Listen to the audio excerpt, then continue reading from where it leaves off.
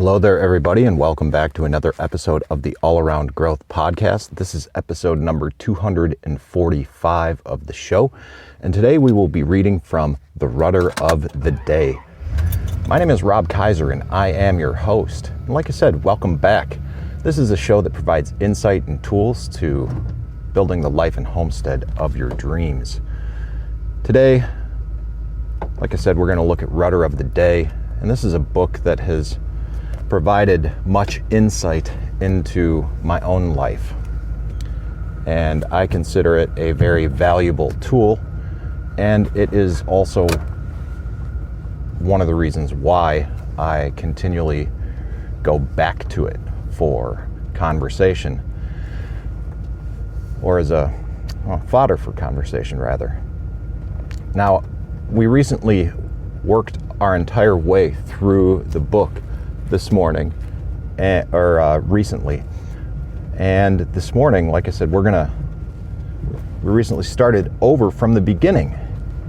And I think this is kind of symbolic and something that I was thinking about as I was getting ready this morning, is that no matter where we are in life, no matter where you are in life, every day is a new beginning. No matter how hard it's been, no matter how hard we anticipate the future being, every day is a new beginning.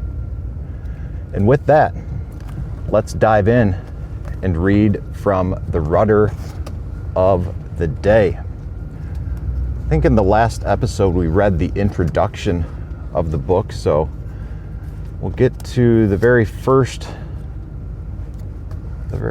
devotional. Well, how convenient. Speaking of beginnings, we read, "All beginnings are hopeful. Creating a new beginning can spark hope, enthusiasm, and confidence." Quote, "All beginnings are hopeful," close quote, is actually a quote from the president of Oxford University, spoken to the entering freshmen in 1944, in the midst of a world war. This is a concept that we have seen confirmed throughout history. In working with people going through change, I am often struck by the discouragement, frustration, and frequent anger and resentment. I have come to recognize, however, that those feelings always tell me that the person is looking backward at something that has already occurred. As soon as we are able to create a clear plan for the future, those feelings quickly begin to dissipate and are replaced by hope, optimism, and enthusiasm. In all my years of life coaching, I have never seen a person who has clear plans and goals who is also depressed. They just don't go together. Quote, "The beginning is always today," close quote. Mary Wollstonecraft Shelley. Mark came to see me as a frustrated dentist. He described getting into dentistry with no real passion, but simply as something that was respected and predictably profitable. He tried to compensate himself for the sacrifices he made there by living a lifestyle beyond his means. Having accumulated over $1 million in personal debt, he now felt trapped from both sides, unfulfilling work and the bondage of debt. It was only as we began the process of identifying new direction and opportunities that hope and optimism began to resurface. Quote, "The beginning is the most important part of the work," close quote. Plato, The Republic. Viktor Frankl, in his wonderful little book, Man's Search for Meaning, relates his observations of people in the German concentration camps. Age, health, education, or ability could not predict those who survived the atrocities there. No, rather it was only those who believed there was something better coming tomorrow who were able to survive and ultimately walk away from those camps. Feeling discouraged? Miserable in your job? Just lost your business? Give yourself a new beginning tomorrow. All beginnings are hopeful. Quote, "From the end spring new beginnings," close quote. Pliny the Elder. Who could encourage you today? Is there someone who needs the hope of a new beginning? And before we ask ourselves the question for today, as we usually do, before we begin the drive, we'll take a look at something from the Bible. We're going to read from the book of Lamentations, chapter 3, verse 22 to 23. Because of the Lord's great love, we are not consumed, for his compassions never fail. They are new every morning. Great is your faithfulness. And the question to provide some direction for today is, in what area of your life can you have a new beginning today? All right, in what area of your life can you have a new beginning today? That's the question, guys. So here we go. For those of you who don't know, maybe are new to the show, I'm on the road. I am on my way to the day job.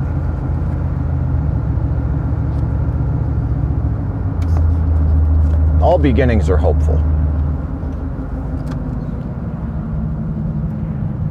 In the past, for those of you who have listened or are regular listeners, you know that I'm working through some things. I've spoken a lot recently about personal goals, not just personal goals, but goals, life goals, including but not limited to career and those, work and the day job. That's helped provide some purpose and clarity in life. In those goals, these 7 aspects of life are financial, physical, personal development, family, social or spiritual, and social and career, in that order. And I've had an idea of this 7-layered approach, or multi-layered approach, rather. And I've tried to break it down in different categories to compartmentalize my life, because I work in a way that, the way I'm wired, that compartmentalization makes approaching and developing a plan and executing upon it in these different aspects of life easier, because if everything is compartmentalized, when I want to work on something, a certain specific task, I'm easy to do so, or it's a little more easy for me to do so if I'm more able to easily detach myself from these other aspects of life. Okay. But it wasn't until recently, working through the 48 days 2022 goal setting workbook, that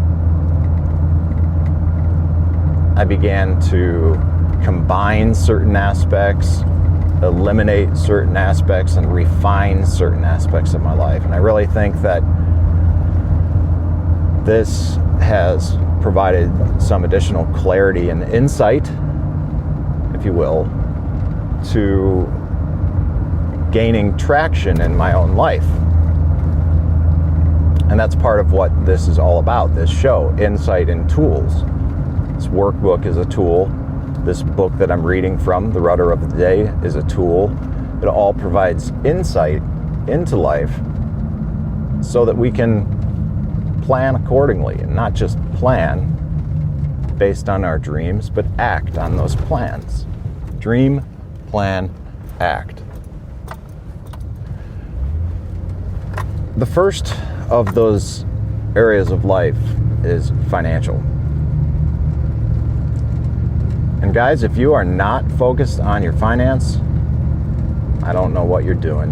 And for people that don't make this a priority in their life, I just don't understand.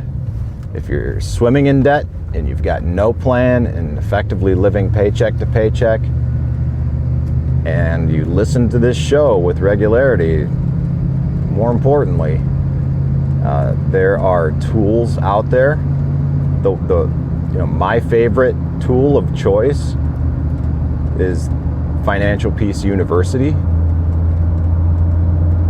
by Dave Ramsey, now rebranded as Ramsey Solutions. There are other tools and mechanisms and resources out there to get out of debt.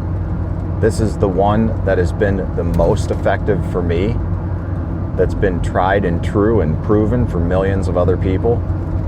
And it's what I highly recommend. It's what I personally recommend. That's why I continue to lead and coordinate courses, to give back what was given to me.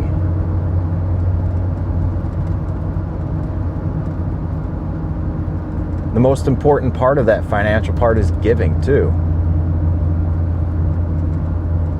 Yeah, I know it's hard,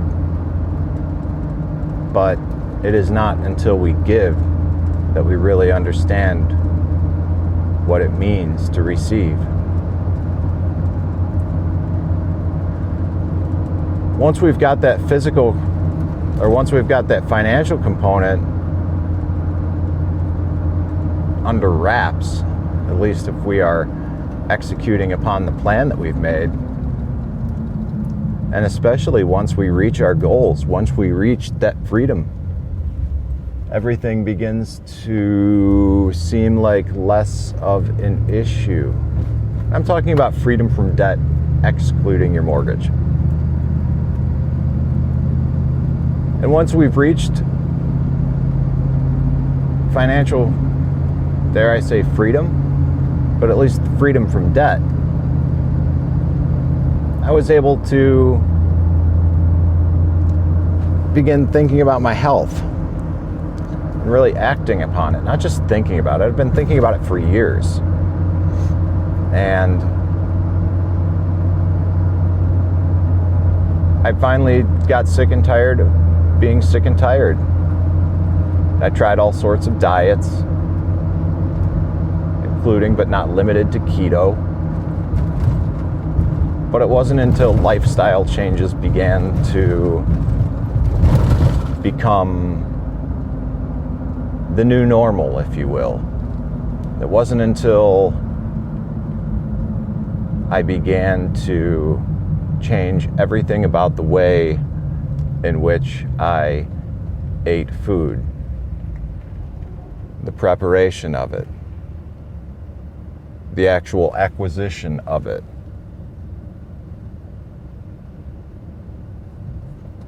And it wasn't until I began to change my whole thought process about it that I began to see results. And results take time. I mean, it was almost 8 weeks before I had any alcohol, and it's not like I'm back to drinking now, but I had some wine on Thanksgiving. I had a great conversation with my parents this weekend about the future, about the family, about the farm, the homestead, the land, our plans, our lives. And I decided to celebrate that evening, and I had a beer. But all this change takes time. And, you know, sometimes in life, we have something that happens that maybe could be seen as a setback. And I want to remind you also of Earl Nightingale and his audio recording of The Strangest Secret. I've done a couple episodes on this in the past.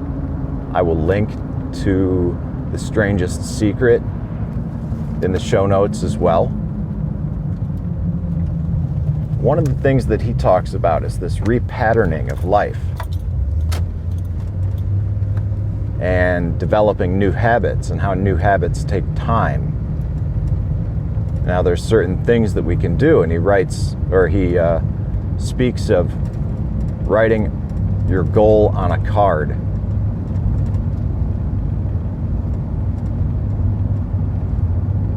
And carrying this card with you so that you can see it all the time, carrying it in your pocket or in your wallet, for example. And I've done this, and it works. And if you find one thing, though, where I was going with this is one of the things that he says, one of the things that I believe is very important, is if you find yourself struggling, or if you suddenly stop the progress that you've made, it's critical to start over from that 30-day period. Write your goal down again, keep it in your pocket. 30 days, take action on that. If you reach, Epictetus too has a quote about being angry. I used to be angry every day, then every other day. Soon, I was angry every third or fourth day. When you reach 30 days, make a sacrifice in honor to the gods.